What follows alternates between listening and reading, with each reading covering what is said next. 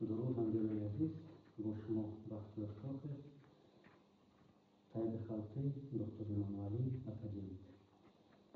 از تجربه کاری ما بسیار اهمیت دیدیم و سفر به دیگر مملکت‌ها میکنیم، به شهر مسکو به دیگر مملکت‌ها سفر میکنیم. بسیارتر اهمیت میدیم که پدر مادران به کودک‌ها اهمیت نمیدهند.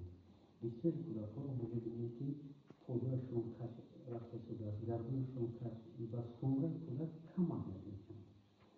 پدر مادر در این زمان بسیارتر از تفای کار هستند، زندگی هستند، بسیارتر به کودک اهمیت نمیدهند. از پدر مادران خواهش میکنیم که به فرزندان خود اهمیت میدهیم.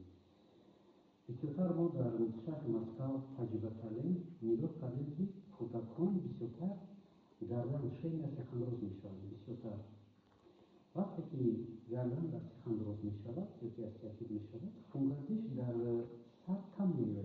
وقتی که در سر کم خونگردی شود، آدم فعال نمیشود، یعنی فکر پورا نمیشود، انسان فکر کردن نمیتونه.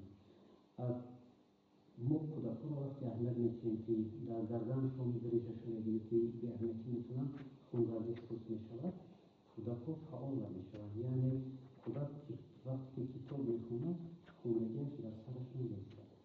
حتما با کودکان باید پدر مادران اهمیت دهیم. در 6 ماه یک بار کلا به نزد دکتر امانوئلی بردن نشان دادن در کار فرزندان خود را. فرزندان